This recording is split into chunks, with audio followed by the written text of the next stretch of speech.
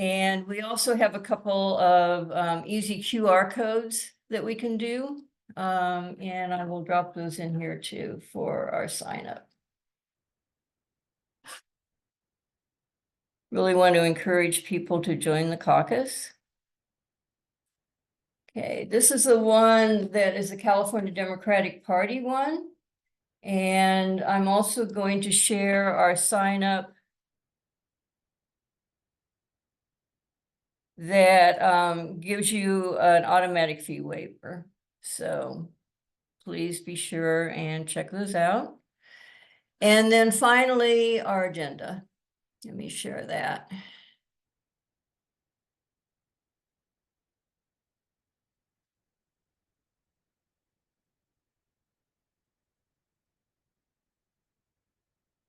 Okay, so any questions so far? Everyone should be able to unmute themselves. Okay, so briefly, the agenda, the way it's set up, is we're going to hear from some different voices around Northern California. We're also allowing time for questions.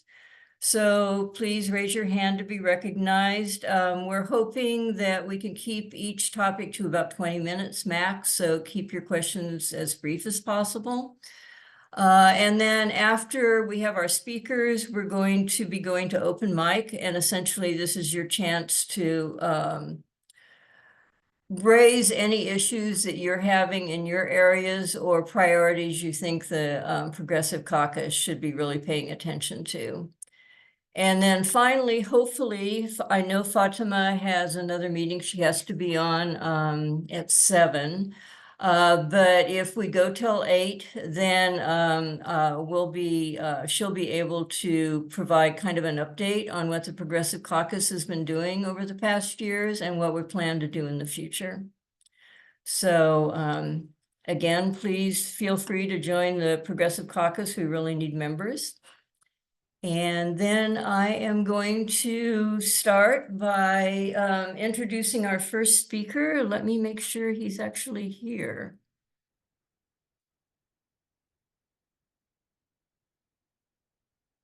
And I'm not seeing Frankie.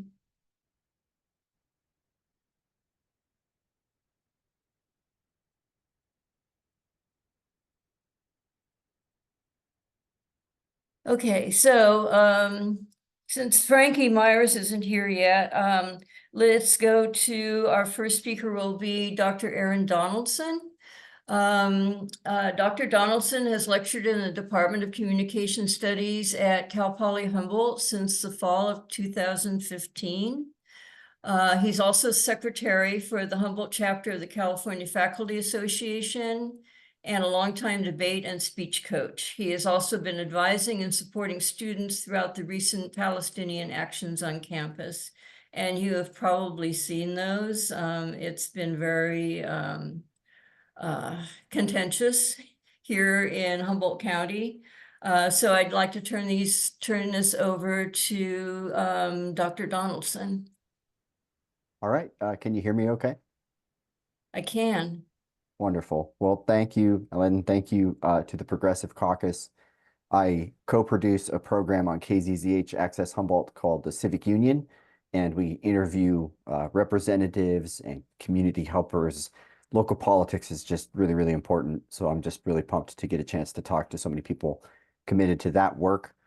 I also just want to shout out before I start talking, in particular, some media that have done just a really good job over the past couple weeks in telling the story of what's been happening with the protests on the campus there at Cal Poly Humboldt. El Leñador, KRFH, the Lumberjack. I have the April 24th edition of the Lumberjack right here. Students persist. If you find them on Instagram, all of those folks have quite a bit of video that can give you really important nuance and detail. Lauren Schmidt, in particular at KMUD, has done a really good job of being really, really present. All of these folks understanding that when it comes time to tell the story of what's happening and what's going on, it's important to be complex and nuanced, to take time and be thoughtful.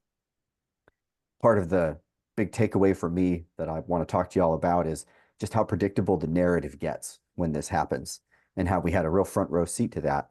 And these are some folks that I think did a great job of just kind of resisting the baseline narrative of like security and threat and trying to focus more on a conversation of like, what are the protests about and what are we learning about like liberty and freedom of speech right now. Um, I also really want to thank my union siblings at CFA. They've been really, really indispensable during a very hectic couple of weeks. So I'm going to try to be brief. I would absolutely love questions. I can see the chat. I do a pretty good job of incorporating the chat as I go. So feel free to just put stuff in the chat or raise hands as best I can. I'll navigate that. But I was talking about nonviolence at the teach-in, I think, is part of what brought me here. So I have some kind of thoughts just historically about what happened, some takeaways that I think might be of interest to y'all. And I'm curious what your thoughts are. I think the student protests that happened in the last couple of weeks are truly historic. It stretched all across the country, obviously. There's a New York Times article that lists all of the places that there are arrests. Very predictable storytelling there from the New York Times. All of the places that there are arrests, and the top 10 campuses, like the second or third one is Cal Poly Humboldt. And then it says click here, and there's like 50 more campuses where this has happened. The primary focus of these, obviously, are the approaching 40,000 people that have died in Palestine and Gaza since October. It has been an asymmetrical, horrific campaign of human destruction. And a lot of very predictable comparisons are being made to the 70s and the 60s and the protests that took place then with regards to Vietnam. On the 2nd of May, I had to go to my office to get outlines, and this is pretty typical. If it's May 2nd, that's finals for me in Academia Town. And I was just going to my campus to get those outlines, and this time I had to create a ticket. I had to create a ticket just to go to my office. And the ticket number is 2087813. And that made an appointment so that I could meet two people from IT, Sky and Robert. And these are very thoughtful, wonderful people. They deal with data. And now they had to meet me so that they could escort me through a police barrier with a badge to my office. And they stood outside my office while I collected the things that I needed to take them home to grade. And this was different. This was just an experience I've never had on a college campus. I've been doing it since around 2005 or so. And they too, working in IT for long periods, they were like, nope, we've never had to do this before either. This is weird. You're not in any trouble. You're just a lecturer trying to get 100 or so students across the finish line here in the most hectic, stressful time of year anyway. And there was this moment when we were driving through the police barrier where they said, what do you teach? And I said, critical thinking. And there was this like pause as the police officer waved us through. And it was like a chill in the vehicle. It just felt threatening. It felt unnecessary given what had been going on my campus recently.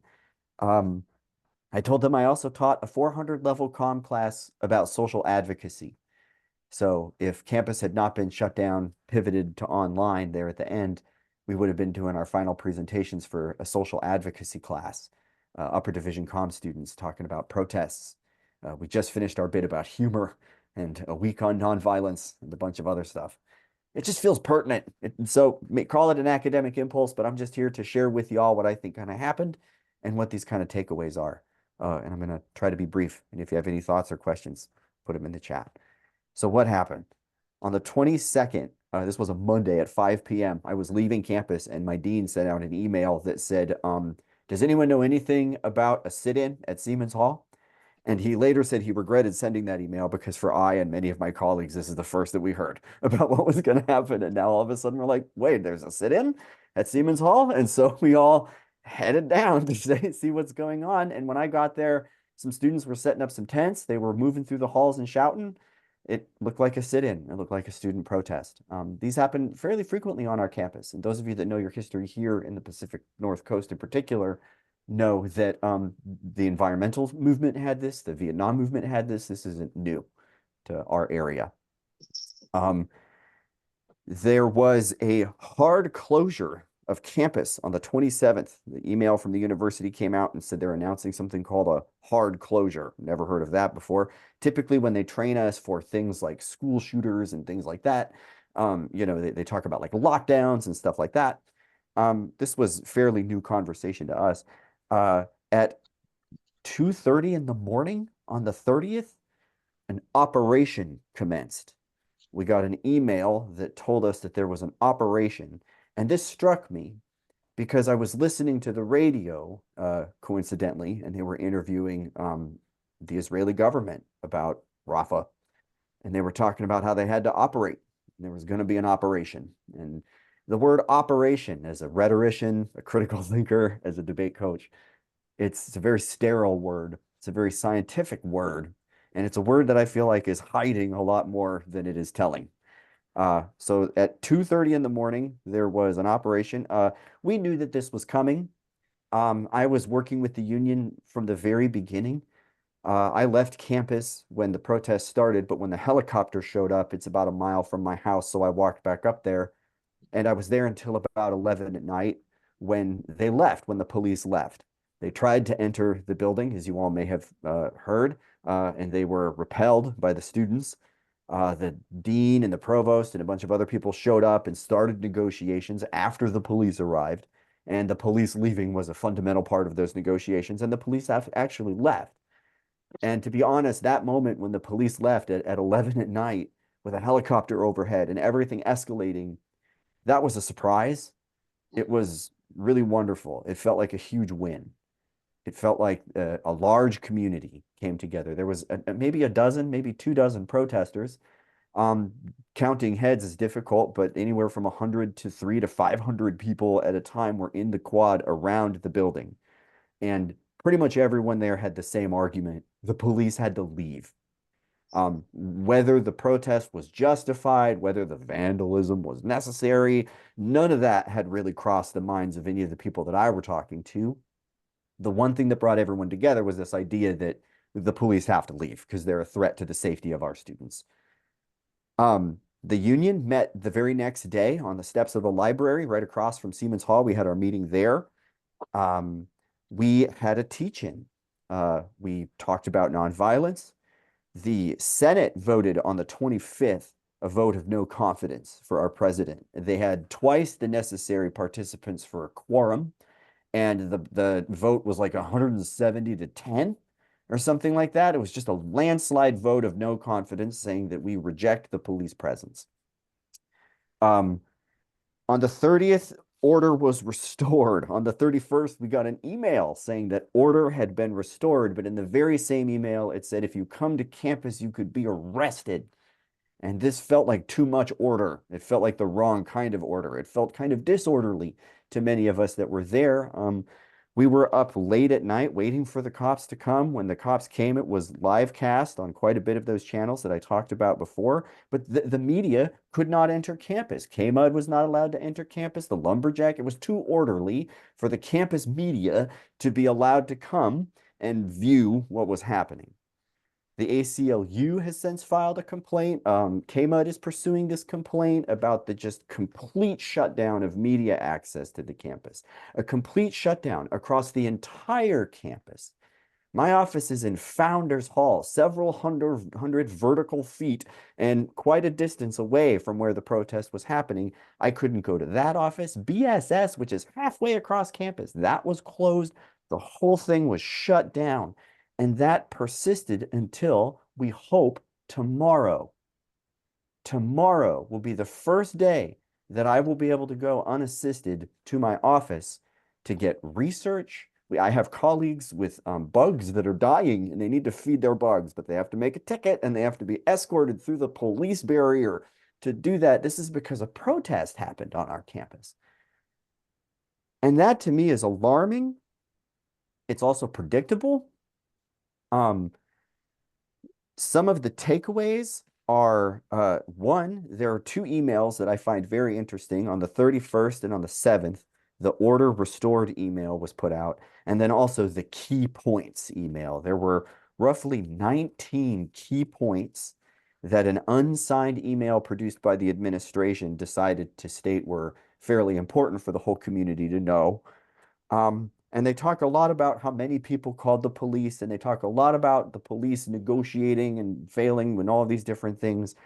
They don't mention at all Gaza or Palestine. They don't mention in these key points at all the demands of the protesters besides the one where the police left. They do say that the protesters agreed if the police leave that they would consider leaving, and they did agree to that. They also, just like all the other protests literally all over the country, were demanding that the university divulge the financial information that could help us determine whether or not in any capacity we're supporting a war machine that is complicit in the deaths of upwards of 40,000 people since October. And they wanted divestment. That's it. It's modeled after protests we've seen from decades in the past. Again, the 90s, the 60s, this has happened. But the key points email didn't mention any of that. It did not mention the faculty union statement. The CFA released a statement the very next day, calling for Jackson to step down, calling for the police to be removed and the sanctions to be dropped on our students so that we could continue the hard learning that we're all supposed to be doing on a campus. No mention of that in the key points email. There's like this line above faculty, above even like some of the deans, where the dialogue and discussion turns into a cutoff of what becomes then criminal activity. And that criminal activity is dangerous. And the dangers include tagging, which is like, graffiti. It includes efforts to occupy buildings, which, we can talk about those if you want. If we have time, I'd love to talk about the history and politics of occupying places as a protest. Sojourner Truth did it long before Rosa Parks did. She was sitting places she wasn't supposed to sit, occupying a seat that's not hers. That's illegal.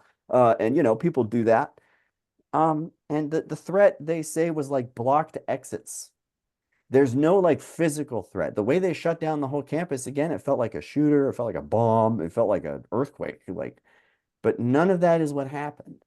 They're estimating a $1.9 million price tag, but they won't show their work. And we're supposed to do that at the university. We're supposed to show our work.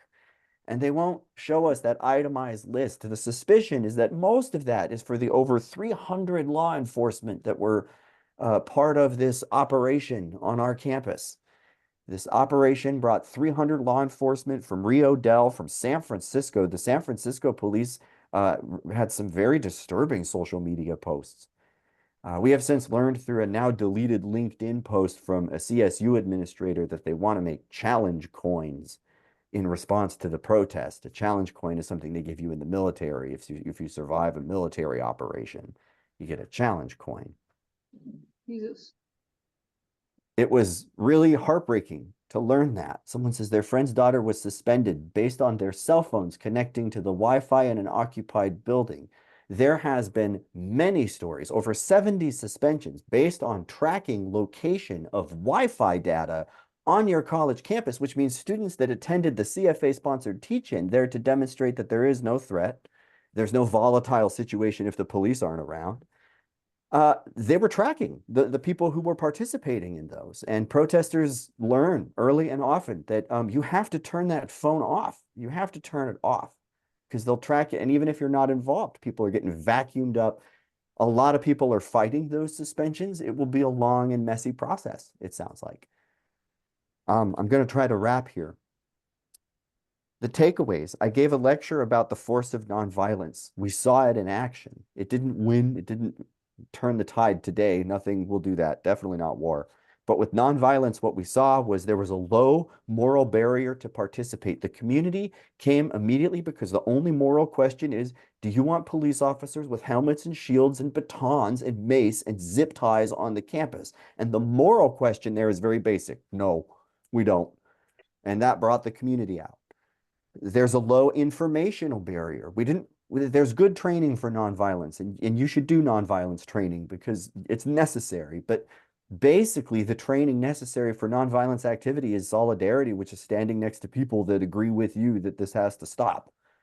You put the guns down, you put the weapons down, you stand together, and you say stop. Creativity went wild. I have to share this. I'm a rhetorician, and I think I can. I've got a share screen right here. You've all seen this. It is the so-called jug of justice. This has just gone absolutely everywhere. Mm-hmm. This is worldwide. In my social activism class, in our humor section, we would have had a field day with what an artifact like that can do as discourse. We were part of a really important moment in history. It was bewildering, it was exhausting, it was threatening. It was front row seats to education. Our students led the way in many capacities. The student media did. The community showed up for nonviolence. The community all around the campus was there to reject the police force, the threat of violence, but that did not stop it. It did not stop it. They came anyway in the dead of night. I hear an echo.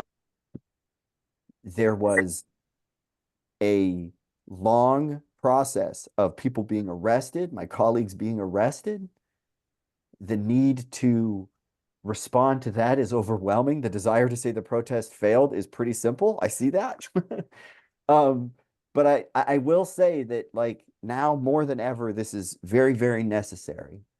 It was very alarming to see how ready and how many the police were. And that's on our campus. The 1033 program comes from the Obama administration, and it seeps into every aspect of our lives, including our college campuses. These kinds of protests are going to hopefully happen more often. I think that students are seeing direct democracy work in a lot of ways all over the place. A Chilean student movement helped facilitate the Arab Spring. There's all sorts of places where students historically have led the way, and I think we're going to start seeing more of that. But I think that the need to um, learn about nonviolence and to understand the kind of necessary components of it is pretty overwhelming. I found the racist vandalism in the administration office very disturbing. How can that be addressed with students? This is a great question. The first thing I'm going to say is that there's racist vandalism all over the place in Arcata, in Eureka, in McKinleyville. It is everywhere in Humboldt County, at the very least. This is not new. This is not unique to this protest. This is, unfortunately, a fundamental part of the culture and community of where we live that must be called out and rejected as often as possible. And that is something that people that were in those buildings were doing. I have no idea what the significance of the Boink cartoon is. Okay, we can come back to that. To go back to the racist vandalism, though, this idea of hate speech, like this is something we teach in critical theory. This is something that they're trying to get rid of by banning critical race theory, which is very alarming to me. And combating that is something that we should do within the institution. We should have those conversations in the institution and talk about what that does. Under no circumstances can that kind of vandalism or racism offset the police presence that we saw. Over 300 law enforcement helicopters in the sky over my campus, the price of which could fund the debate team for a decade or more. Like, this is an overwhelming response. And the worst case that we have is racist rhetoric. And I can tell you about the harm and the violence that that can do.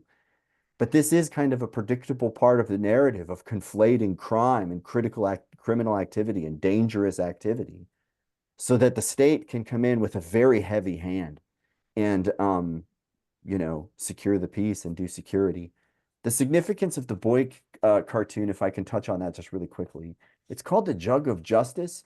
When the police came at the very beginning of the protest, they tried to enter Siemens Hall, and a wall of fairly well-organized Humboldt students non-violently rejected them. Their social media coverage of this confrontation, thanks to the redhead black belt, thanks to the lumberjack and a bunch of other folks, you can literally see who struck first and who did what. And the police are wielding batons, literal batons. And a student has a water jug. It's like a 10-gallon water jug, and they use that to hit the police back. I'm a pacifist. I don't think we should hit. But we have a lens of grievability from Judith Butler. Not all hitting is the same. Someone in a police uniform wielding a baton, someone trained in de-escalation, someone trained, hopefully, in when to use that kind of violent behavior, wielding a baton against students is, in my opinion, far more grievable than a large water jug, which I guess can do harm. It's not harmless, but it's definitely not a weapon. It's definitively not a weapon. So it's a fascinating example of the rhetoric of nonviolence because it is something being used to strike a cop. And that cartoon I showed you came from a political group in Portland, Oregon. And there are people writing songs about it in Los Angeles, in New York City. It's just a meme that caught fire because of the visual significance of the water bottle. The water jug was importantly empty. If it were heavy, there'd be no way you could wield it. It'd take two hands to just, oh, I've lifted those things before and it results in a lot of spillage. It was a large empty water jug and it made a big bonk sound. And I think that what we saw was front row seats to pacifism and nonviolence, front row seats to the overwhelming police response. I am ashamed at the destruction. I think it's unfortunate windows were broken and things, but I just don't, from what I've seen, everything I've seen, it's hard to tally 1.9 million. And until they show their work, I think we should be pretty suspicious of this. Um, the police are expensive. I do know that. And so far as the union was concerned, so far as the Senate was concerned, so far as the students themselves and the community that came out was concerned, unnecessary and unproductive. There were better ways to deal with that. And those are kind of my takeaways. I have seen pictures of exactly one window that was broken, and it was to enter a room. And that's all I'm going to say about that. But again, when we talk about broken windows, and the so-called like broken window policing policies and things, broken windows and vandalism are very predictable media lenses, a gaze that the media will take in part to be objective, but also in part to try to dismiss social advocacy. And when we look at windows and when we look at graffiti, the question is what's on the other side of the ballot. And here we're looking at overwhelming police response and the chilling of free speech. And I'm much more concerned about that. What's the next step with Jackson calling for his firing? This is the big question for the fall. Graduation in my college was held at a casino this year. I'm not going to spend time on that, but boy, I could go all day on how wild it is that the critical thinking graduates had their graduation in a casino, the same casino that housed many of the police that came from out of the area to crack down on the protest that we had. We all Hi, wanted to go. Tracy. It's overwhelming. I think that we all agree he needs to go. I don't know that he will. There's been zero solidarity from the chancellor, zero solidarity from folks like McGuire or Newsom. We have all, as the union and other groups, been doing lots of outreach campaigns to the people with the power. I do think he will leave soon. Most of our presidents just revolve through. They do the hard work of cutting, and then they leave. But we don't know. What can I do to help get rid of him? You could write the CSU. The CSU has board of trustees meetings that have public comments where you can have up to like a minute or 2 minutes to talk to the CSU. And we've been sending people there to say that you are a parent and of a student and that you're worried about this. That's a very powerful voice. It's going to be another thing that I think you'll see the Senate pick up again in the fall. I don't think No, it's Karen, Mackie. I'm sorry I didn't respond to your text. I just been overwhelmed this weekend. Somebody needs to at, mute. I Karen, resolution. think can you somebody mute? needs to mute. He ended up editing some of the background information, Hello? on the phone. to Can you mute accommodate them, Ellen? Motherload chapter. But the vote was really on two versions. One of them had a Karen. text that was distributed, but putting the word commercial in front of Trying to energy find them, generation. mute And so everybody. that was one version that was being voted on, and that's what the committee preferred.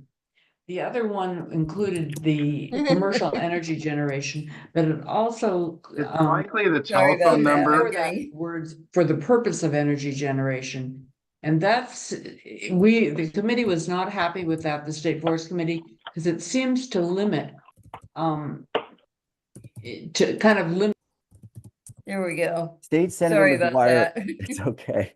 I'm just going to grab this question if that's all right. McGuire authorized legislation allowing journalists to be present at protests. This is very much about what we're trying to throw at the face right now of the university and their response. The crackdown on the media is very alarming. The ability to go from criminal activity to threat, and a threat that justified shutting down a public university the size of Cal Poly Humboldt. I had two outreaches from the New York Times. That's never happened to me before. The New York Times reached out to me twice looking for a story. The first time we talked about the teach-in, they didn't cover that. The second time we talked about this. I'm like, the police, how about the police presence on our campus?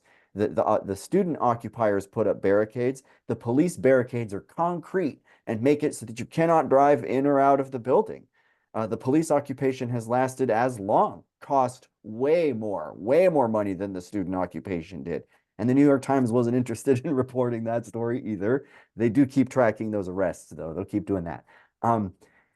I don't know, and I am so grateful for the ACLU for picking this up. I think it's another one that CFA is going to continue to follow because the media is instrumental. Community media is so important when it comes to talking about, the justifications for crackdowns on free speech. Yeah, shocking. The New York Times didn't want to pick that up. No. No, I've been reading them for a long time, as I know many of you have, and they're quite predictable when it comes to conversations about protests. And it was very strange to see that happen in real time. I will say that. So the students are okay. How about that? I'll tell you one more thing. The students came to me early and often. I know students who were in the building until the very time when the protest got taken down. And they all knew what they were doing there. They all agreed that they didn't want to destroy anything. They wanted to talk about Gaza and they wanted to talk about Palestine. And they wanted to talk about how if even 1% or a fraction of 1% of our dollar is supporting that, we should say stop because it's time for it to stop. It has to stop. And that won't happen until we stop and have that conversation. And I was really impressed with how prepared they were to confront the police in nonviolent ways, to resist that, and to be there when, things started.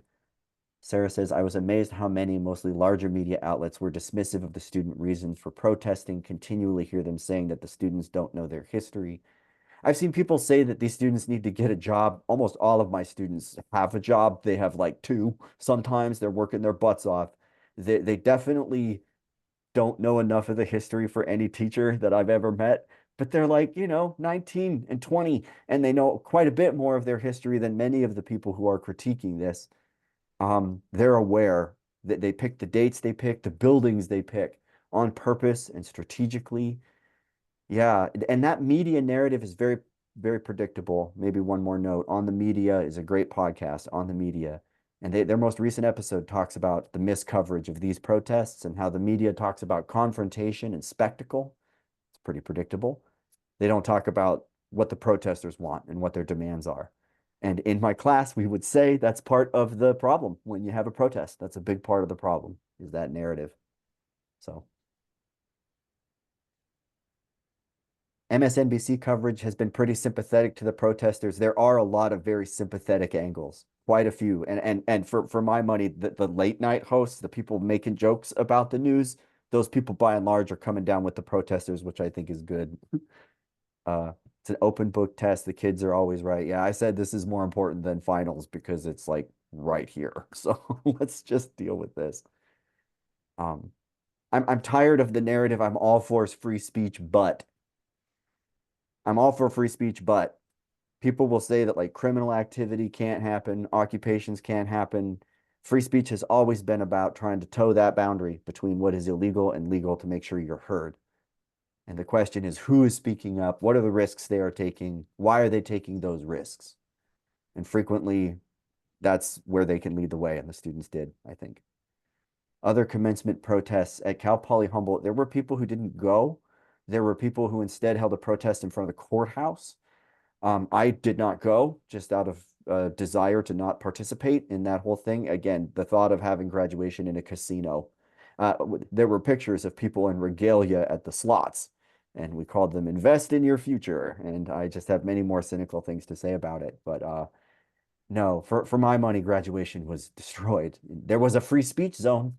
You had to register to enter the free speech zone, and there was a fence and a sign and a tent in case it rained. He said, this is legal, nonviolent, First Amendment free speech. That's what we're getting on the media. Yeah. The university talks about the time, place, and manner policy, and they say it's content neutral. The time, place, and manner policy was very hastily implemented and very hotly debated and supposed to be a temporary solution. There's a lot of reasons why time, place, and manner policies are not the best sources for assigning criminality to folks. A free speech zone, yeah. Yeah, that you register for. again, getting a ticket to go to my office, I'm thankful to have an office, but having to like get a ticket to go to my office, that's weird. I don't like having a ticket number every time I go to my office. Having to register for a free, yes, hi, my name's Aaron. I'd like to register for my free speech.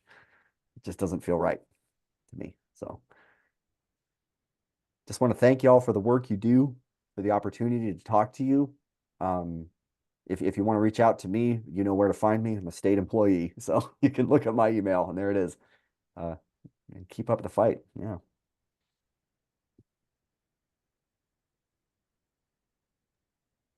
Okay, thank you so much. Are there any other questions before we go on to our next speaker? If not, thank you so much, Aaron. I know it's been a challenging semester, and actually, I'm really, really proud of our students and the faculty. Thank you. Just if I could, one more. You mentioned that there's been a history, a challenging one between the community and the university, and you and I talked about that a little bit. The one other shout I would make to the world is to note that the administration does not represent this institution. That too many people think of the university and they think of like Tom Jackson and the things that like Mark Johnson do, and just know that there was a snap quorum that had twice the population needed, and in a landslide said this person is not leading us. And that's the faculty, and the students were overwhelming with their voice. He does not represent us. You can pick many reasons to be dissatisfied with the teachers and the librarians and the students, maybe find those, but just know that that divide has a source, in my opinion, and we can do more to collaborate and work together at the places where I feel like there's quite a bit of solidarity. Yeah, I'm just remembering the shutdown, the hostile takeover of KHSU. It started then. Yeah, so, but yes, definitely the teachers are not the same as the admin. Okay, thank you so much. We're a little bit behind time, but that's fine because we have some speakers that haven't shown yet. So next I am going to invite Alicia. And Alicia is Executive Director for Friends of the Eel River. She grew up in the Pacific Northwest, exploring mountains, forests, and rivers, has always been passionate about protecting wildlife. She's grateful for the opportunity to work for an incredible watershed like the Eel River at a time when such amazing opportunities for recovery are within reach. She's worked with the Friends of Eel River for over a decade and has been director since late 2019. She also serves on the board for Humboldt Waterkeeper and Arcata's North Country Fair. So welcome, Alicia. Eel River is right around the corner in that issue. So well, thank please you take so it much for away. having me. If you all don't mind, I'm just going to take a moment to set up my screen share so you can see a whole bunch of lovely pictures of the Eel River. So like Helen said, I work for Friends of the Eel River. We're a 30-year-old environmental nonprofit working for the recovery of the wild and scenic Eel River. And really, we are hyper focused on dam removal. It's the single most important action that we can take to facilitate recovery of the entire watershed. And so that's what we're here to do. I'd like to start off just by like giving a little orientation of the Eel River. And I guess first, just like thumbs up. You guys can like see my screen and hear me okay? Great. So the Eel River is the third largest watershed entirely in the state of California. Once the dams are removed, it's going to be the longest free-flowing river in the state. And it's got really diverse, wild, rugged habitat. There's landscapes that shift from old growth redwoods on the west coast along the South Fork to like oak savannas. There's these massive boulder fields in the upper reaches. It drains 3,600 square miles, and a little over half of that is privately owned. Which I say that to point out the incredible growth we've seen in public ownership of property in the eel watershed. When I first started working for the eel, for Friends of the Eel, I want to say it was about 85% privately owned. So there have been a lot of acquisitions by conservation organizations and the state of California, and like additional designations to wild protected land. So that's pretty exciting. One thing that the eel is really well known for is the historic abundance of fisheries. In the mid to late 1800s, we established commercial fisheries on the river, and that gives us some data to kind of estimate what those population sizes were like. Roughly 1 million fish is kind of the best estimate, and that's about 800,000 Chinook, and then about 100,000 of both steelhead and coho. Today, of course, those numbers are far depleted. We're seeing Chinook and steelhead runs in the low thousands, although I will note that the last 2 years were decently elevated for Chinook. Steelhead are a little harder to count because they're, at least the winter run tends to come into the water at a time when there's just a lot of water. And so folks who have like cameras in the water at that time usually have to pull them out because the flows are so high. Coho, unfortunately, they're doing a lot worse. Coho need a little bit colder temperatures, and so things like climate change tend to have a much more severe impact on those species. So yeah, because Friends of the Eel is focused on recovering these fisheries, we look to the root causes of their decline, of which the dams are a big one. So the Potter Valley Project is the 2 dams in the headwaters of the Eel River. You might be familiar with Lake Pillsbury Reservoir off of Highway 20. That's the reservoir that's created by the larger of the 2 dams. So the Potter Valley Project consists of these 2 dams, as well as a mile-long diversion tunnel that's drilled through a mountain, kind of a feat of engineering. And that diversion tunnel ends at a powerhouse on the Russian River side that used to generate about 5 megawatts of power until it went offline in mid 2021. But the amount of the diversion from the Eel to the Russian has shifted a lot over the years, and I'll get into that in a little bit. Just a couple of facts about the dams. Cape Horn Dam, here's a picture of it. There is a fish ladder there, but it's really problematic. This was the first dam to be constructed. The reservoir there filled up with sediment pretty quickly. And so, then the second dam was built. At Cape Horn Dam is where that diversion tunnel happens, which if you maybe squint a little, you can see it on the map here. It's kind of a cool feat of engineering. They have this giant Archimedes screw. It's an interesting facility, but has definitely caused a lot of injustice to the Eel River. And then here's a picture of Scott Dam that was built in 1922. It creates Lake Pillsbury Reservoir, and there is no fish passage there, so it blocks access to about 10% of the entire watershed. PG&E owns this whole facility, but they don't want to anymore, and so they're in the process of applying for a license surrender and decommissioning. Let's look at my notes, see if there's anything else I want to say about that. Yeah, I'll get into talking about the diversion a little more, but really that's really the true value of this project. Like, yes, it is a hydropower project, or it was until it stopped generating electricity a little while ago. But that's never really been the true value here.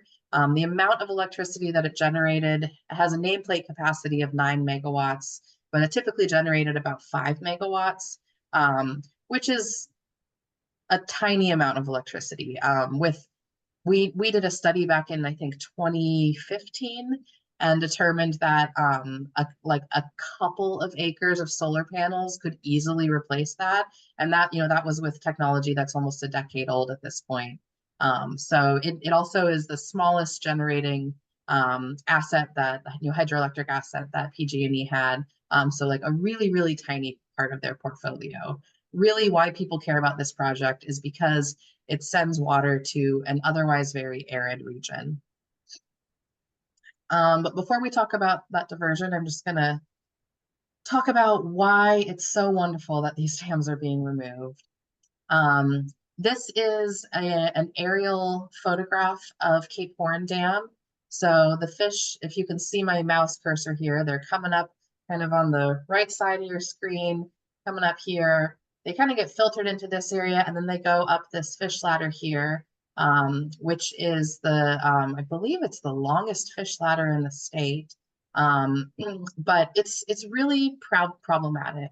It causes a lot of take, which is a legal term for killing, harassing, or otherwise harming Endangered Species Act listed species. So there's a lot of take that happens here at Cape Horn Dam, and the fish ladder just functions really poorly. It gets clogged with debris quite often, and so used to be DFW who operated it. Now PG&E operates it, but it also often has to be closed during really high velocities because it just gets completely clogged up. And those are exactly the kinds of conditions that salmon want to be migrating under. It serves as somewhat of an all-you-can-eat buffet for terrestrial predators because of the way it's set up. There have been a number of times that scientists have observed otters and other creatures just kind of walking up to the fish ladder and scooping the fish up and eating them, which is definitely not a good condition situation. And the warmer temperatures in the interdam reach make both competition with and predation by the invasive pike minnow a really significant problem. Pike minnow have a pretty significant advantage on salmon and steelhead in warmer temperatures. They tend to like the warmer temperatures, and so when the temperature rises, not only do salmon and steelhead slow down a little bit and become kind of sluggish, pike minnow start to really thrive, and so they can, eat the food, occupy the habitat that the salmonids need, but also they will eat the salmonids. To their credit, PG&E has made a pretty solid effort, particularly since their license expired in 2022, to address the issues at this fish ladder. One of the ways that they do that is by trying to ensure that there's more appropriate temperature in the interdam reach between Cape Horn Dam and Scott Dam. And the way that they do that is by requesting from FERC, which is the Federal Energy Regulatory Commission. They're the entity that licenses and oversees the dam. They have to request from FERC permission to deviate from their normal flow schedule in order to preserve more water in Scott Dam and thus keep a colder temperature of water. Sounds kind of confusing, and I'm going to make it even more so by getting a little bit technical here with a graph. I don't expect you to fully digest this. Just know that what you see in the blue here is what happened in 2022, and that's that PG&E asked permission to release less water to the Russian River, and FERC said okay, and they said okay in a timely enough manner for PG&E to implement that. And so you see these vertical lines here show that suddenly there was a drop off in the amount of water that was diverted, and at that same time the temperature kind of evens out up here. Unfortunately, last year in 2023 in green, when PG&E asked for permission again to not divert so much water to the Russian, the Federal Energy Regulatory Commission took their sweet time and didn't issue that authorization for quite a while. And so then you see that the temperatures in 2023 in these little green dots went pretty high to levels that are nearly lethal for salmonids. And remember again that when temperatures start to increase like this, what really happens is that salmonids start getting eaten by the pike minnow at a much higher rate. So in that sense, they were basically lethal temperatures. Right now, we are awaiting FERC's approval on the variance for this year. So hopefully we'll see a situation like 2022 where they authorize PG&E to be able to adjust the diversion appropriately to maintain cold water temperatures. One of the other things that I just love to talk about with this project is kind of the hope for summer steelhead. And I'll talk about this a little more later, but that's another reason to just be really careful and mindful of the conditions that we're creating right now, because we want to make sure that we preserve enough genetic diversity in the runs that we're seeing to hopefully resurrect the run of Upper Basin summer steelhead. And like I said, I'm getting a little ahead of myself, so I'll move on and talk about summer steelhead in a minute. So one of the main drivers for PG&E, I would love to think that they really care about the fish, but what they really care about is dam safety. So there's a lot of compounding factors that make Scott Dam, the larger of the two dams, not only unsafe, but also unreliable as a water supply system. I'll start by talking about sediment. The Eel is basically the most sediment heavy watershed in the lower 48. The sediment has been accumulating behind Lake Pillsbury Reservoir for over a century, and it places a lot of pressure on the upstream slope of Scott Dam. So underwater, there are these like walls of sediment basically that have built up, and there's kind of like underwater river channels that carve through these walls of sediment. But there's a significant amount of sediment that's crowded around this low level water outlet where you see the water spewing out of the bottom of the dam here. And that is the only way that water can be released out of the dam, unless of course it fills all the way up and overtops. But that, only happens in the wintertime. And so PG&E has to maintain a water level of like 10 to 12,000 acre feet in the reservoir at all times, out of concern that if the water gets too low, these walls of sediment will collapse and block this only low level outlet. So that makes it kind of, a slightly dysfunctional project. There is also an active landslide on the south abutment of the dam that really undermines the stability. And something that I have always thought kind of ridiculous.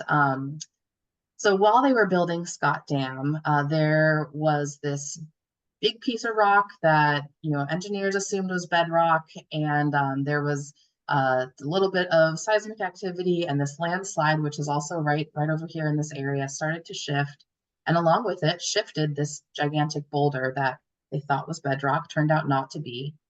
So there was a little bit of like a seat of the pants re-engineering, which is why the dam now has this sharp angle here and doesn't go just straight across the river. So they re-engineered the dam at the last minute to just go right in front of this giant boulder. And then they named it the Knocker, which I just have always found really unusual, like but better way to strike fear into people's hearts, right? But the Knocker still sits there behind the dam, and the landslide there is still active. We conducted a slope stability analysis back in 2018. Well, when I say we, it was actually Miller Pacific, some professional geologists, and they concluded that the landslide, it's got a mass of over 8 million cubic feet, weighs like over 500,000 tons, and it presents a really significant geologic hazard.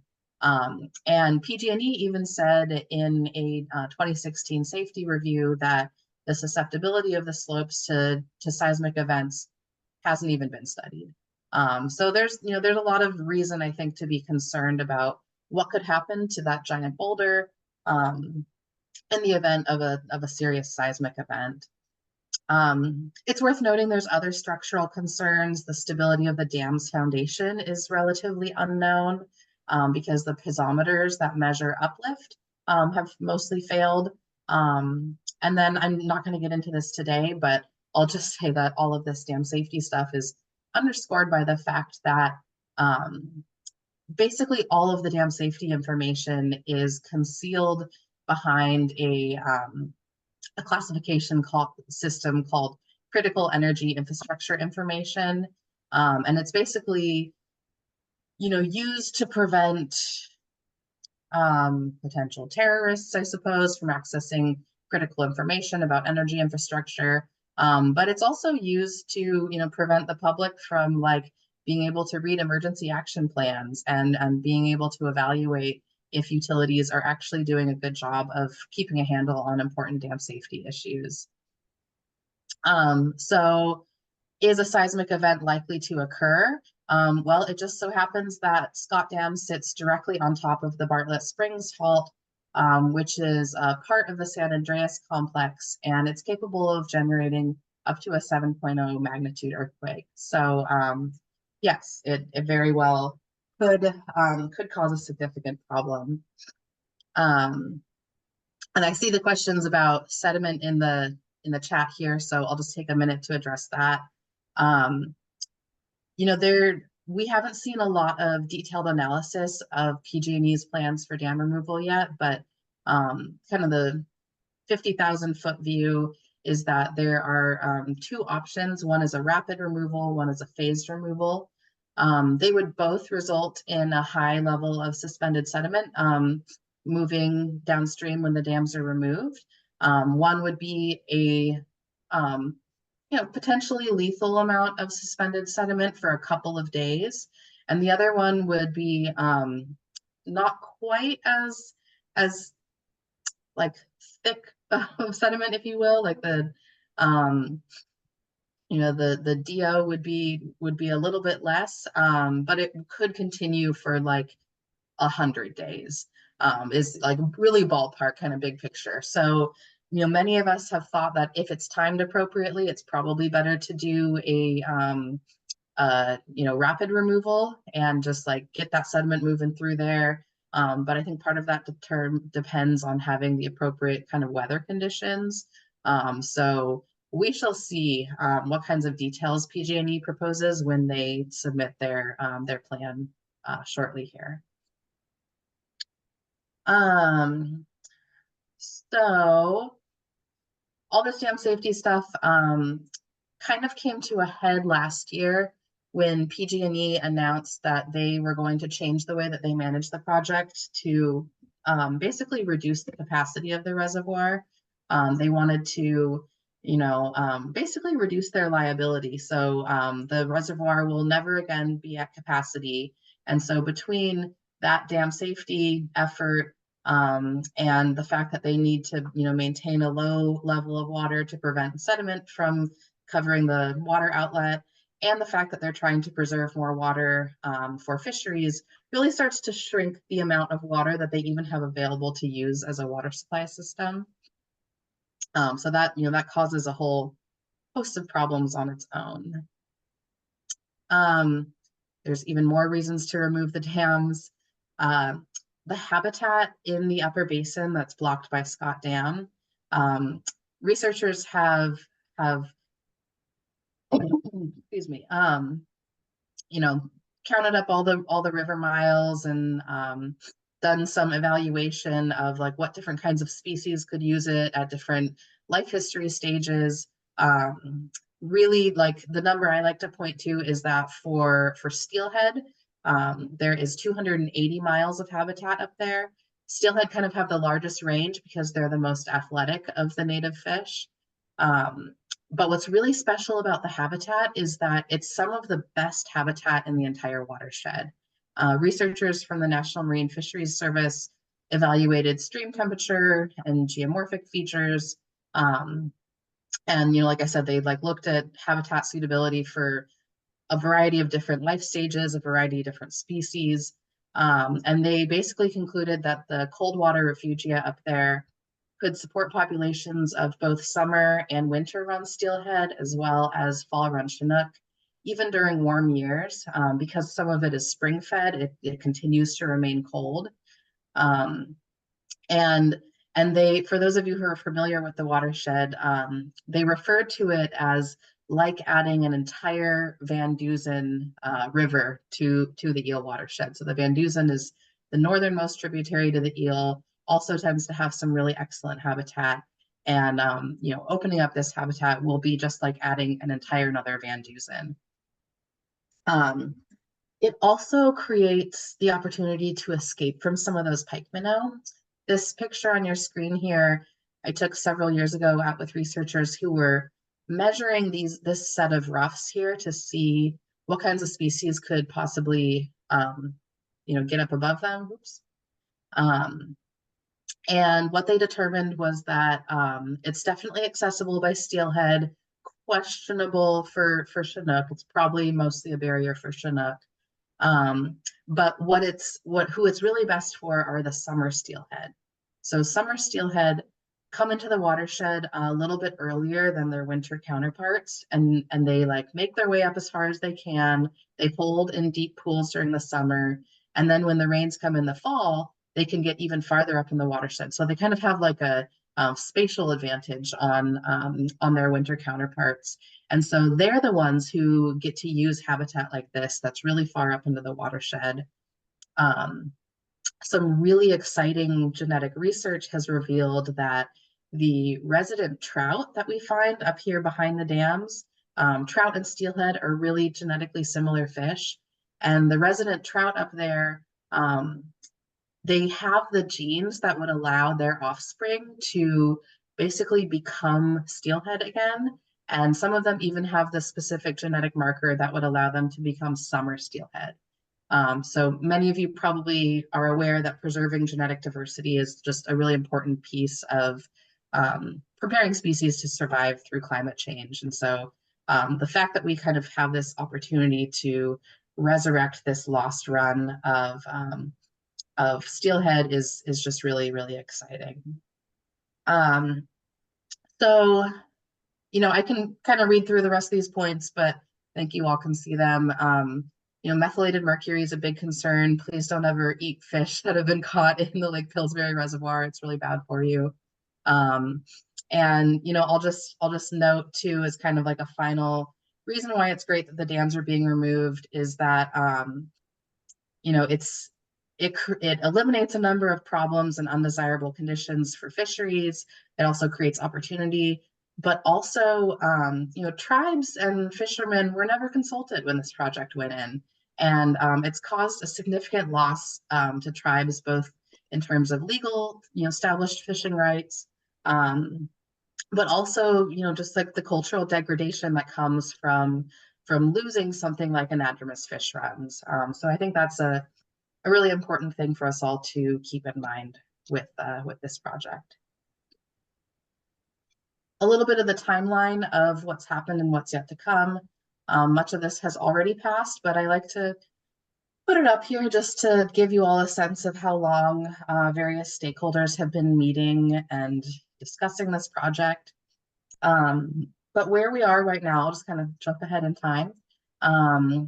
We just last fall got to see PG&E's kind of initial license surrender and decommissioning plan. They released that to the public and took some comments. And probably within the next month to month and a half, we're going to see their draft license surrender and decommissioning plan submitted to FERC. There's then going to be a public comment period on that. And then those comments will inform the final plan that's due to FERC in January of 2025. After that, hopefully the commission issues a swift license surrender order. And then we're going to see that's when the state comes into play. And the state entities will be issuing clean water permits and various other things. So it's really unclear like exactly how long it'll take between FERC issuing the license surrender order and actual dam removal. But PG&E shared in a meeting a couple months ago that they're really aiming for this to be the fastest dam removal on record. So I'd like to hold them to that. And I know that they're definitely motivated by the dangers that are presented by all the dam safety issues, as well as their liability for committing take. So I think I saw a question in the chat, and I apologize, I'm not doing a great job of like paying attention to that. But yeah, I think I saw a question here about the water supply issue.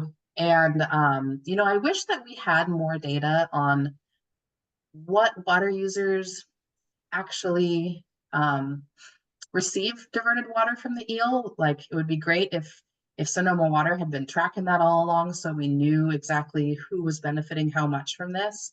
And I think water users would appreciate having that data too, because they've got some difficult choices ahead of them to really determine, you know, who's going to financially support a continued diversion and what that's going to look like. So, you know, just a little bit of background on the water diversion. Like I said, it's diverted from the Eel into the Russian. That's based on several water rights that PG&E holds, as well as a contract with the Potter Valley Irrigation District. The stated uses in the water rights are for power generation and irrigation. And it's likely that part of the decommissioning process will involve PG&E transferring ownership of those water rights, possibly place of use. There might be some other, you know, for those of you who are water board nerds out there, you know, there's going to be a process for sure. What's really most problematic about the diversion is not the volume of water, especially these days, but the timing of it.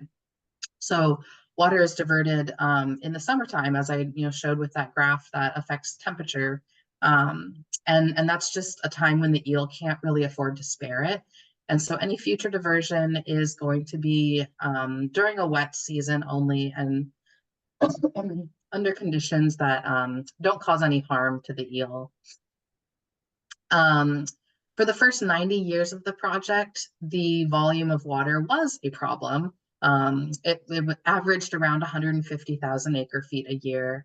A biological opinion from National Marine Fisheries Service in the early 2000s meant that the diversion dropped down to an average of around 60,000 acre feet every year.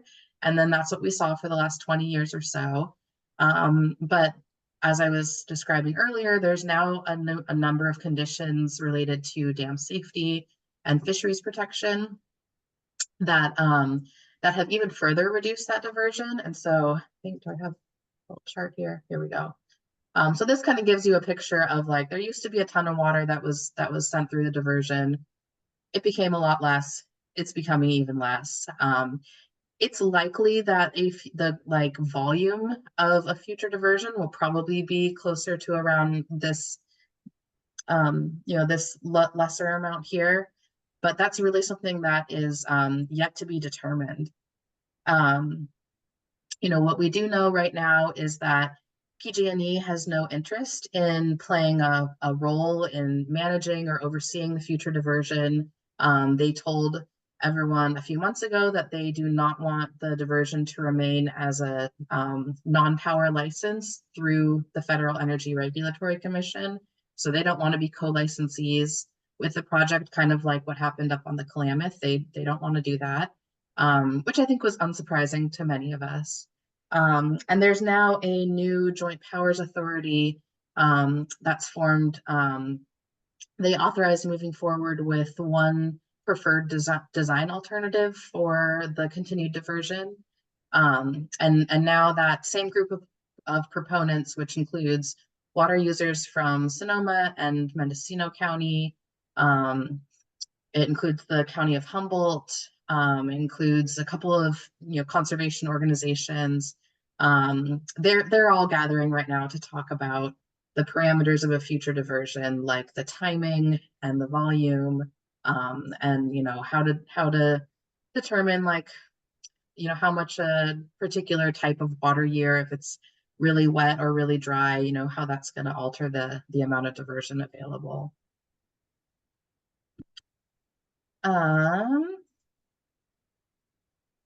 So I've kind of talked already about the license surrender process. At this point, because they're not pursuing a non-power license for the diversion, if water users are able to make that all work out, it would be licensed and overseen by state agencies. And I qualify it in that way if they're able to make it work out, just because at this point, PG&E is pressing forward with dam removal, and they've made it really clear that they don't want any foot dragging around a future diversion to delay dam removal. So at this point, it's really in the hands of water users to determine that for themselves. And I think, largely because they're working with members of the conservation community also, a lot of us have faith that if they do come up with a solution, that it will probably be something that many of us can live with. This is just a fun little graphic. This is the current condition here, with the dams in place and the diversion that goes over here and used to generate power. This is really what PG&E is planning. They're just taking it all out and want to be done with it. But it's possible that there will be a future diversion that will come on over here and supply water largely for irrigation. So finally, just, to talk a little bit about what the conservation groups are doing. At Friends of the Eel River, we listed Northern California summer steelhead as endangered under the California Endangered Species Act, which gives us a little extra leverage in, really arguing for their protection. We've got an active coalition called Free the Eel. There's a wide number of participants in that, and we all meet regularly to just make sure that everyone's informed about what's going on and is successful in getting their voices heard. We do have ongoing Endangered Species Act lawsuits against both PG&E and the Federal Energy Regulatory Commission. There's a series of protective measures that the National Marine Fisheries Service has really been pushing to get implemented at the project. At this point, many of them are largely implemented or in process. And then we also engaged with the California Public Utilities Commission to ensure that PG&E was setting aside an appropriate amount of funds in their decommissioning fund to be able to cover the cost of decommissioning. That doesn't mean that ratepayers aren't going to be paying for it. It just means that there won't be a big rate hike all of a sudden. But people ask me a lot about, like, is this going to be like something that uses public funding? And I consider ratepayer funds to be a type of public funding. So no, it's not coming out of like the state's general fund or Prop 1 funding necessarily, but it's still like the public is definitely still paying to correct this. But honestly, the public is paying right now for PG&E to continue maintaining and operating this project despite it generating no electricity. So either way, the public is paying a little bit. Yeah, and I think that's all I've got for you. Let's see. Thought I had one more slide with my contact info, but if you want it, you can just shoot me a comment. You can also throw it in the chat if you'd like. Oh, I will, definitely. Yeah. Yeah, I think there's a couple questions. I know we need to wrap this up pretty soon, but Yeah. Yeah, so Lake County, has been involved from the very beginning. They participated in Congressman Huffman's ad hoc committee starting in 2017. They have, they've been at the table, so to speak. And I know that California Wild has spent a significant amount of resources trying to address their concerns.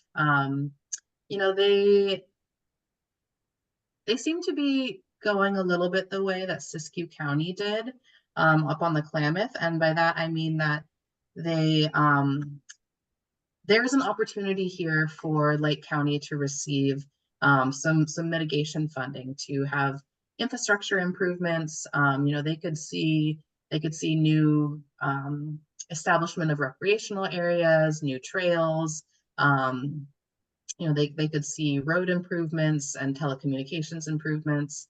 But at this point, they're not incredibly willing to accept what's happening. And that's just one person's opinion. They did just receive nearly $1 million from the Department of Water Resources to conduct some studies that are supposed to be geared toward adaptations that they'll need post dam removal. Their RFP looks a little different than that. The RFP, to my mind, looks like they're they're seeking for studies that will support their continued resistance to dam removal. But either way, the community of Lake County is definitely getting support and funding to help address their concerns. Let's see, what other questions might I have missed? So as far as who the stakeholders are, you could kind of break it into like Eel River, Russian River, and Eel River being folks who were concerned about watershed habitat quality on the Eel River side, and Russian River being mostly water users. There's also several tribes who are all largely supportive of dam removal. There's some fisheries entities in the Russian River, but at this point the stakeholders seem to be all working pretty well together. I didn't talk a whole lot about the two basin solution concept, but that was something that we were all talking a lot about 4 or 5 years ago, and it's not really the like branding that we use anymore, so to speak, but it is basically the conclusion that this process is coming to, that the dams will be removed, the eel will be made whole. It's likely that the Round Valley tribes will be the holders of the owners of the water right that PG&E has right now, and so that's a way that will give some power and resources to the tribes, and I think the stakeholders are all really kind of getting along at this point. As far as what the Dems can do, I think activating our state leadership to make sure that dam removal goes really swiftly as far as like state permitting is concerned, that's going to be a really big priority. I'm not certain if there are outstanding commissioner seats appointments on FERC right now. I know that there were a few months ago, but if any of you have connections in that world, that's something that we want to make sure that appointments are made to that commission while we still have a favorable administration. But yeah, I think really like Newsom has, to his credit, really shown a lot of support for this project and has made it clear that he's going to do what he can to make sure that the state licensing processes are swift. And I think that's something that we all want to continue supporting.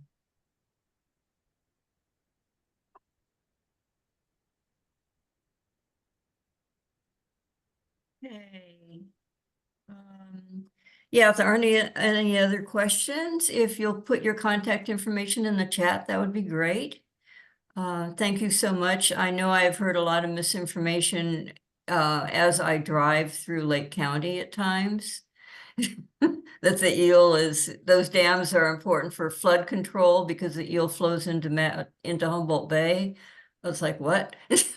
That's news to me. Definitely not, yeah. So there's a lot that needs to Yeah, and I will just say, like, change is really difficult, and there are people who have had their vacation homes on the side of the reservoir for 70 years and multiple generations, and so I understand that is a thing that's concerning. But what we've seen time and time again with other dam removal projects is that you remove the reservoir, and then suddenly you have gorgeous meadows and new hiking trails, and ideally maybe you have like new new improved fish populations for fly fishermen, and so then you've got like a new recreational industry to replace the old one. So I do think that it often turns out for the better, but it's a hard transition, and I can understand that. It seems really similar to the Klamath and everything that, yeah. That kind of. Okay, so thank you so much. You're welcome to stay. And let's see, next on the agenda, I don't see our other two speakers for some reason. I'm not sure what happened. But I will just briefly talk about some of the actions that are happening in Humboldt County, just so everyone is aware. There is a Eureka Housing for All measure that's coming to Eureka, and I bring this up because it's very, very important. It would be a huge bad precedent. It is one of our local billionaires, friend to Clarence Thomas, et cetera, who moved to Baton Rouge, who essentially is pushing back on Eureka's housing element to be able to turn their surplus parking lots into affordable housing.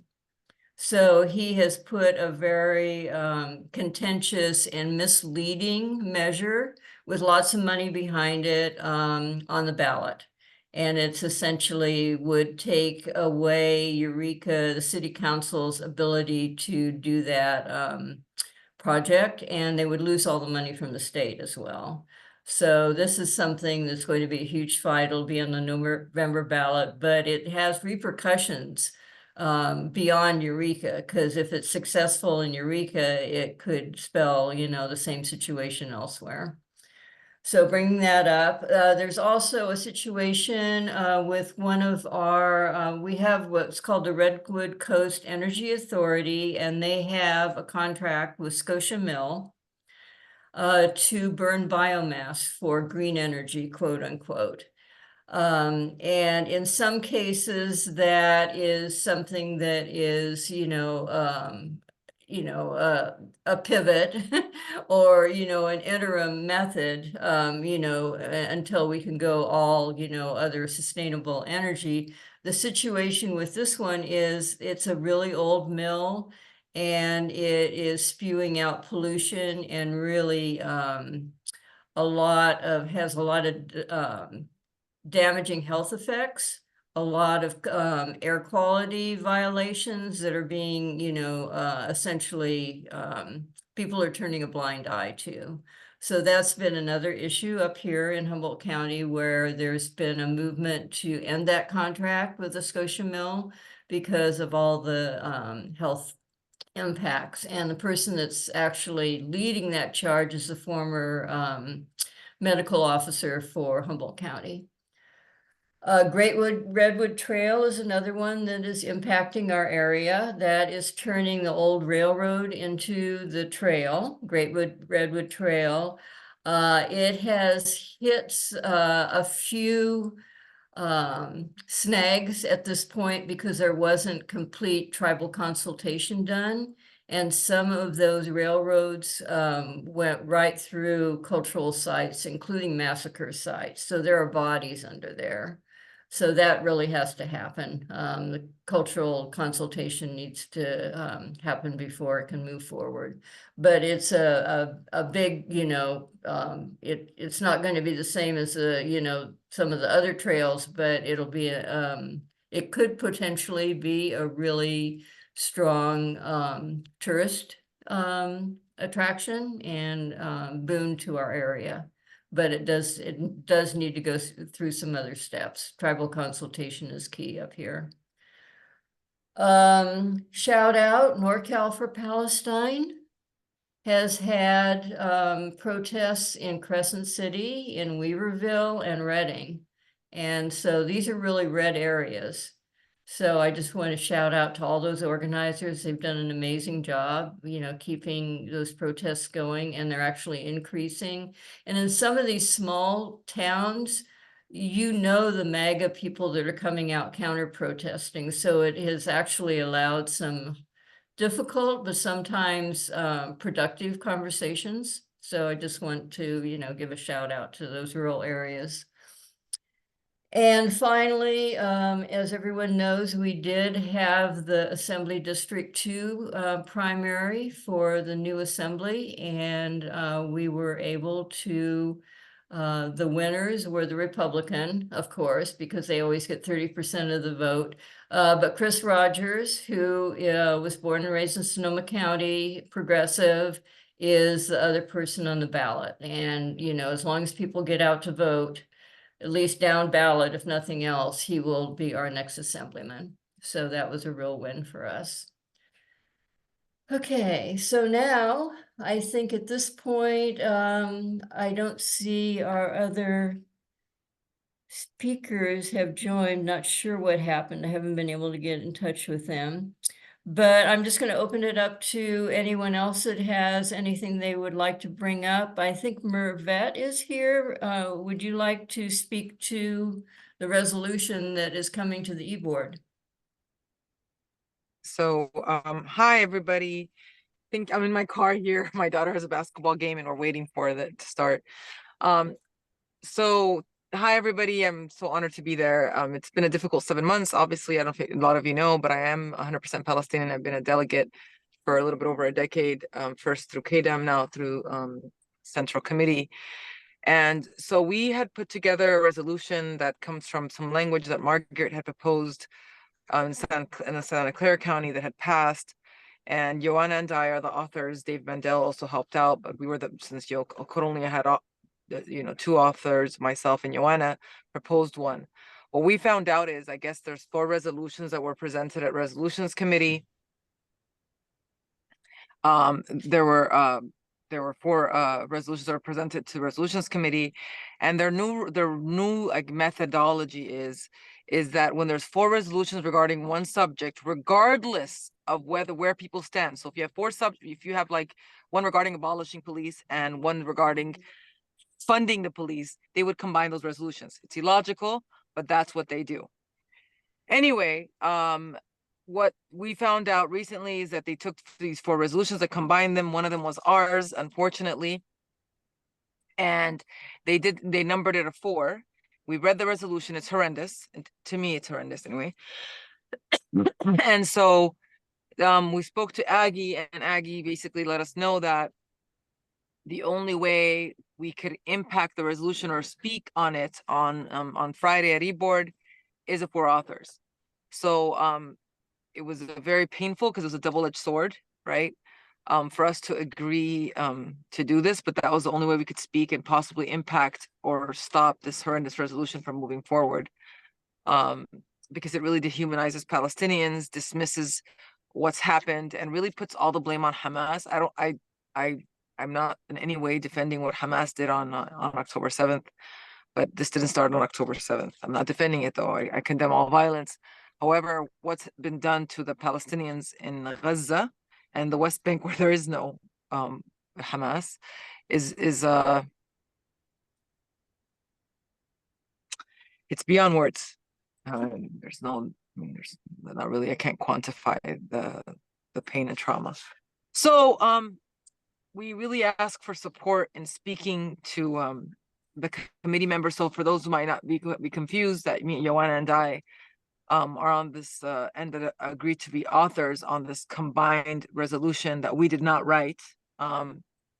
That's why we did it. We did it so that we're able to speak, since only authors will be allowed to speak regarding the resolution on Friday. Okay. So the help we could use right now is if anybody has any connections or relationships with the committee, on the resolutions committee, to talk to them about why this resolution is problematic and try to help us soften their hearts so that we can get more amendments done there and possibly improve it or table it. And that's it. And a 4 means that it will not go to general session for a vote. So it just means it's an affirmation, which an affirmation means that they've had previous resolutions that say the same thing, which I don't know where they came out, but let's just say that's what they're saying. And hence it doesn't require a vote. It doesn't require a vote at a general session. So it won't end up there at all. It'll just be like a kumbaya moment that they all agree to. So what we're trying to do is influence the language change, or hopefully have somebody table the resolution if we cannot get them to improve it. At that point, if they do decide they're still going to move forward with it, Joanna and I will pull our names as authors off of the resolution.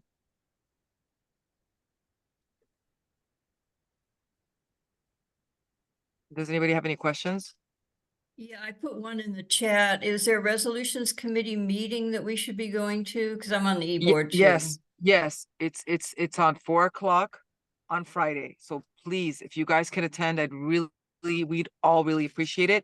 And please, if you can possibly have conversations with committee members regarding the language, I could send you guys the language of the resolution on this chat if you want. It's horrible. It's really bad. Do you have a link that you can just put in the chat? I don't have the I link. I have the just link. copied and I Oh, have the thank link. you, I'll Margaret. put it For the in. bad one, right? For the Yes. combined terrible one? Yeah, Okay, well, good. I'll just put in the link to the packet so Thank you. people can see. Thank you. Thank you.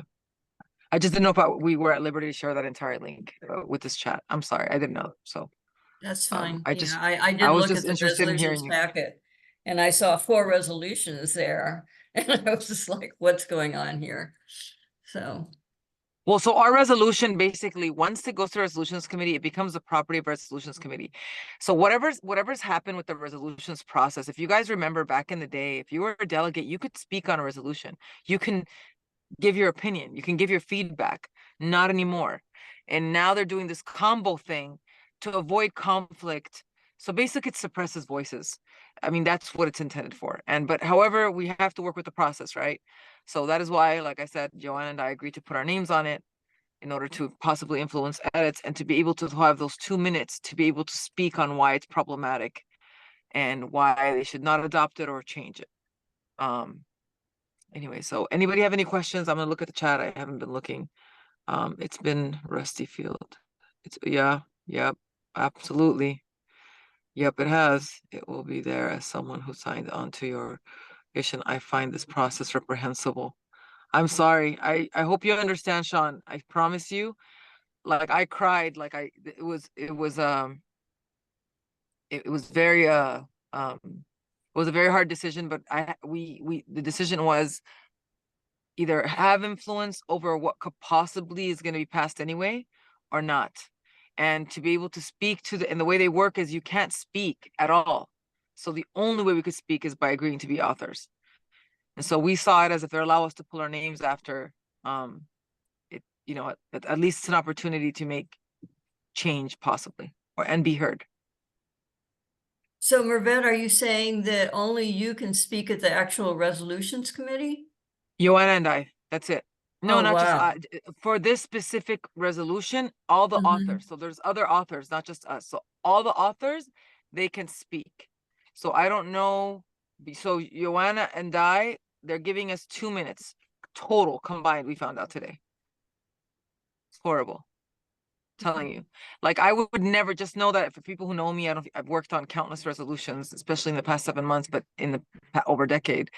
This is a terrible resolution. I would never put my name on it. But because I felt trapped and I couldn't allow that disgusting resolution just to go without trying at least. You're muted, Palestinian Mervet. experience. Okay, now you're Sorry? okay. Oh, you were muted there for a second. I don't know what Oh, I'm happened. sorry. Okay. Yeah, so I hope you guys understand why we made that decision. Like I said, it was a very difficult decision. I knew I was going to get some heat from my community for doing it.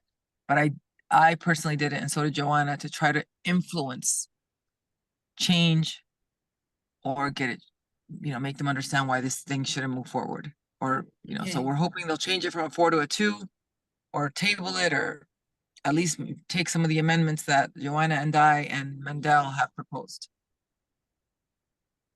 Okay, so we need to look at who's on the resolutions committee and see if we know anybody. Could you guys in any way, like, I don't know who can, because I don't know who's on this, everybody's on the chat, but that would really be helpful. That needs to be our job. And I still believe in people have hearts, especially what's happening. I don't get why people don't get it still after 218 days, but I just have to get people where they're at, right? But what's happening in Rafah right now is not that everything wasn't so horrendous before, is beyond, like, I can't look at the images anymore. Khalas, khalas means like that's it in Arabic. I can't.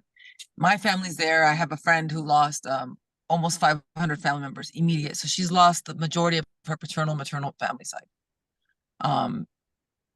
Immediate paternal and maternal family side. So it's something beyond words.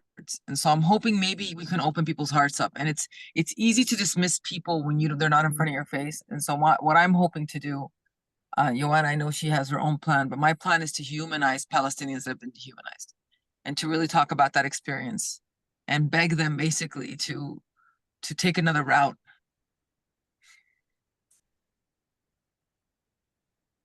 totally agree. I don't know what to say. I'm with you. I think we all are. It's just, we're trying. It's horrible. I'm so sorry. I Pat, know, you had thank your you. hand up? Just briefly, the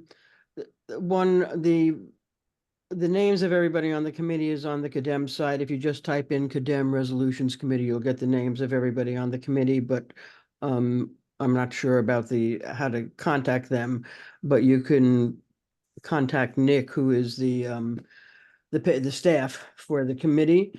Not to discourage anybody, but we went through this process 2 sessions ago with the ACO Reach. And again, with the process of the Resolutions Committee taking control, once it's theirs, it's their property to do with as they please.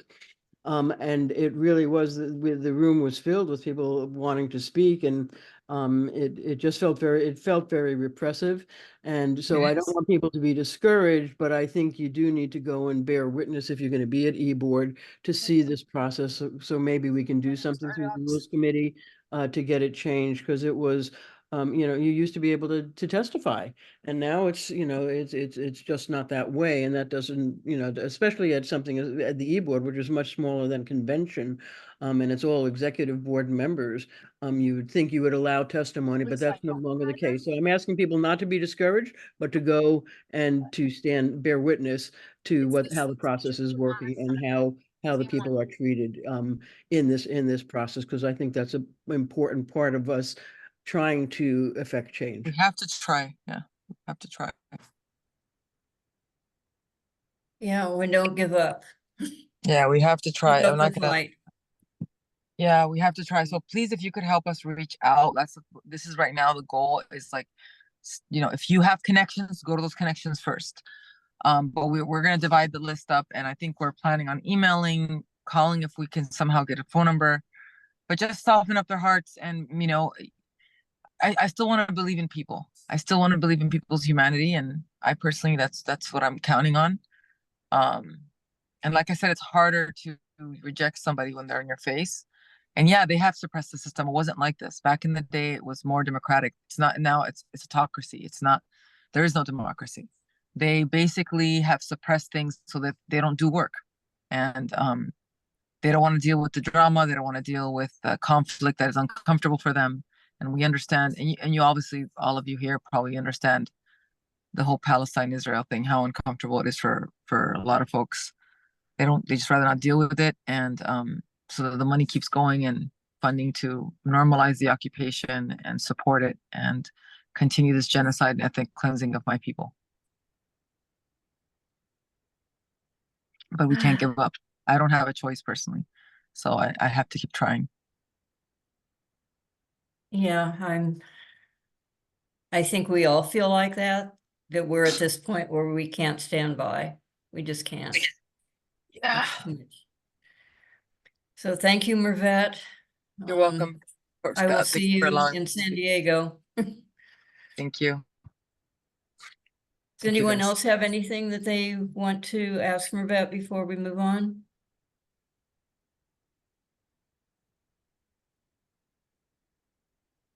Okay. Thank you. Yeah, Sean has the question here. So if they're combining resolutions, why are there multiple resolutions regarding, I'm sorry, DOBBS? It's Yeah, it's decision regarding abortion at the Supreme Court. Oh, okay. Sorry. I suck with abbreviations, like mommy brain.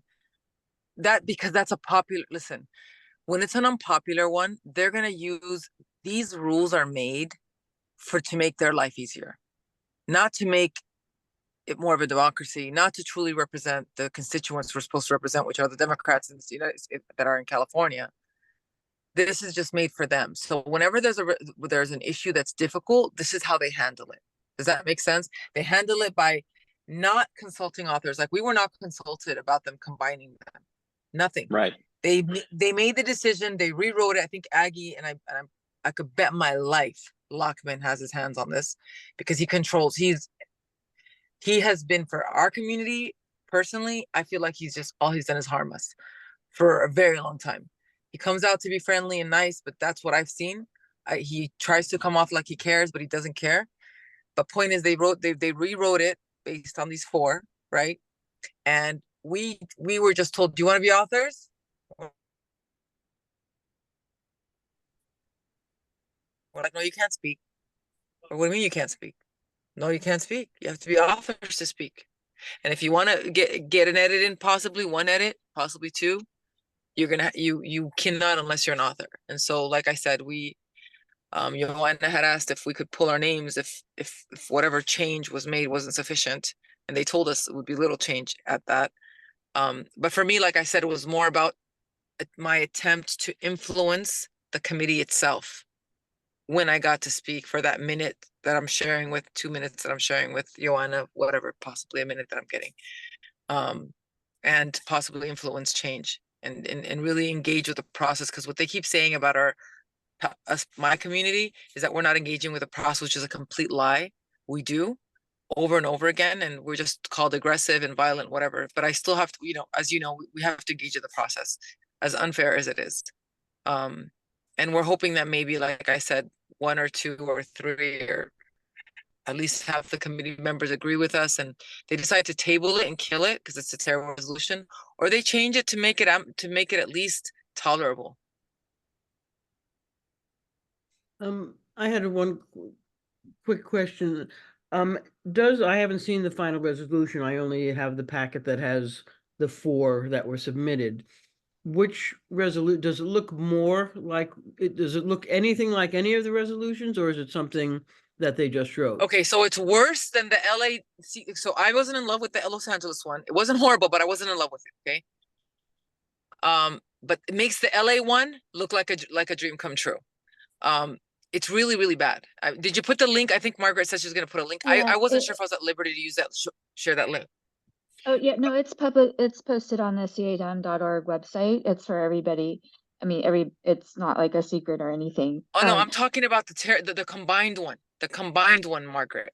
The one that yeah, they no, combined. that they put it in the packet. It's the first one of there's actually 3 that they listed in the packet because the 4th was submitted late, so they didn't even print Rima's. They put the combined one first, and it's listed as 24 dash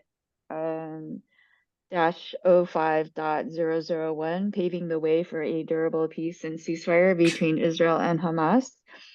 So the combined one is the first one that they listed, and then they put yours, and then they put the LA one, or the one No, that it's the opposite. Yeah. Yeah, no worries. Hi, everybody. Sorry, I'm so late. This is Ioana. So the combined one is first. That's on page 36. Then is the Riverside one. That is the LA one. And then ours is on page 39. So the question, I'm gonna copy and paste the language, you guys, just for you. I think that's gonna be the easiest way, so it's not so confusing to everybody. So the question I wanted to ask is, who else are authors, and have you spoken to the other authors to see if you can have some sort of united front to improve the language? Well, remember that we only know of one, Edison, and that's because that person accidentally replied all to Aggie's email, and Joanna, she saw it even before I did, and she caught that. But other than that, our assumption is the other resolutions are worse because the language is so horrible. If you're talking about blue, blue, blue, and let's say ours is whatever, yellow, this looks very bluish. So like in a bad way. Sorry, I know Democratic Party color is blue. So we're assuming the other ones are worse, right, Joanna? Well, the interesting thing about all of this is that the Riverside one is, pretty middle of the road, kind of very short. The LA one is the other. There were 3 resolutions supposedly that they combined: ours, LA, and Right. Riverside. The LA one is, Right. you all have probably seen it, is definitely more middle of the road, moderate as well. But somehow the Yeah. combined resolution is much more pro-Israel than any of the other 2. And that makes no Any of the other sense. 3. In other words, they rewrote it. They took whatever they wanted and then they rewrote it and they Wow. added, and they basically, any time where there was any responsibility given to Israel's actions in causing the deaths of Palestinian people, they put Israel and Hamas using Palestinians as human shields. So it Disgusting. was never, like, if you read the entire resolution, Hamas is condemned many, many times, and Israel never is. So Yeah.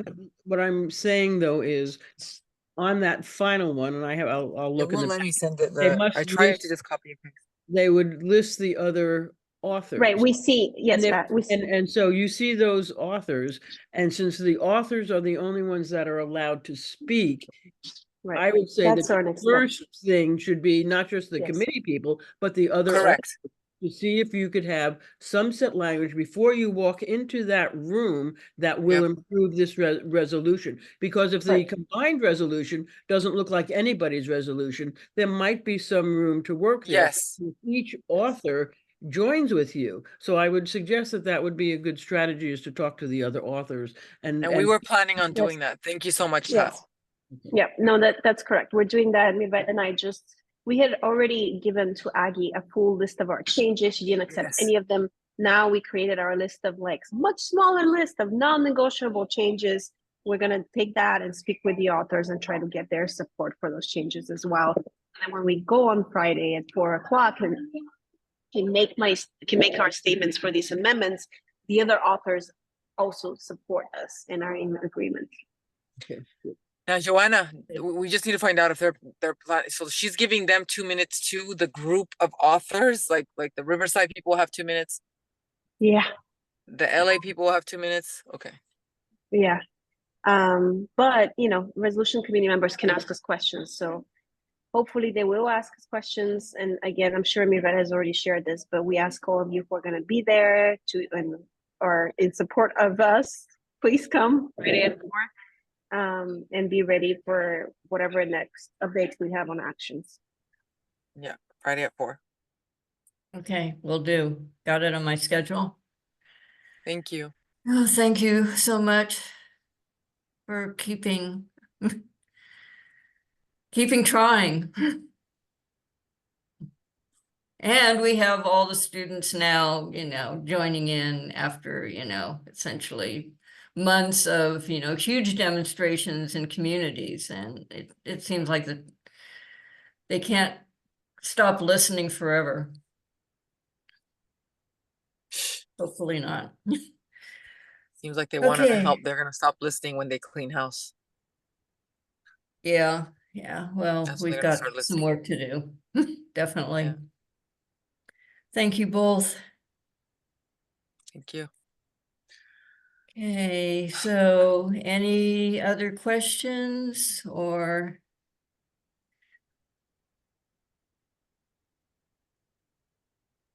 Let's see, next on our agenda.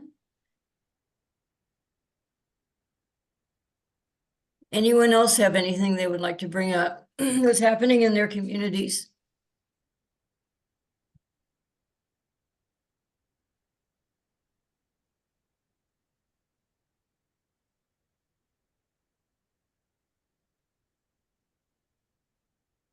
If not, I think if Fatima is not here yet, I think not. I think our meeting is ready to adjourn.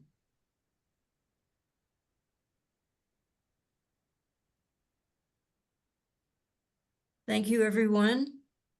And we will follow up, have another meeting probably late summer. So thanks so much, everyone, for joining. Apologies that a couple of our speakers for some reason, weren't able to attend. And let me see if I can end with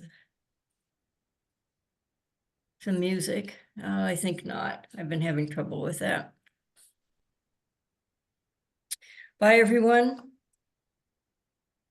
Thank you. Thank you. Thank you so much.